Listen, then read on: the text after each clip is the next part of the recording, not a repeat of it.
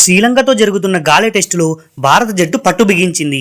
ఈ మ్యాచ్కు సంబంధించిన తాజా పరిస్థితి మరియు టీమిండియా టార్గెట్ గురించి మాట్లాడుకుంటే భారత్ తన తొలి ఇన్నింగ్స్లో 462 పరుగుల భారీ స్కోరు సాధించింది. అనంతరం శ్రీలంకను తమ తొలి ఇన్నింగ్స్లో 284 పరుగులకే కుప్పకూల్చింది. దీనివల్ల భారత జట్టుకు తొలి ఇన్నింగ్స్లో 178 పరుగుల కీలక ఆధిక్యం లభించింది. అయితే ఇండియన్ బౌలింగ్ గురించి మాట్లాడుకుంటే రవీంద్ర జడేజా స్పిన్ మాయాజాలంతో లంక బ్యాటర్లను ఇబ్బంది పెట్టారు. శ్రీలంక ఒక దశలో 90 పరుగులకే 5 వికెట్లు కోల్పోయి కష్టాల్లో పడగా దినుసా మరియు డిక్వెల్లా 6వ వికెట్కు 146 పరుగులు జోడించి ఆ జట్టును ఆదుకున్నారు. అయితే 4వ రోజు గిల్సేన వేగంగా ఆడి శ్రీలంక ముందు దాదాపు 400 పరుగుల భారీ లక్ష్యాన్ని నిర్దేశించాలని భావిస్తుంది. ఇప్పటికే ఉన్న 178 పరుగుల ఆధిక్యానికి మరో 200కు పైగా పరుగులు జోడిస్తే భారత్ గెలిచే అవకాశాలు 100% ఉంటాయని అంచనా. అయితే 4వ రోజు వర్షం కురిసే అవకాశం ఉండటం టీమిండియాకు కొంచెం ఆందోళన కలిగించే అంశం.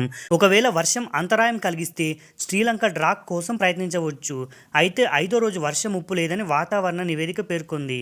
మొత్తానికి వరుడు కరుణిస్తే గాలే టెస్టులో భారత్ విజయం సాధించడం ఖాయంగా కనిపిస్తుంది.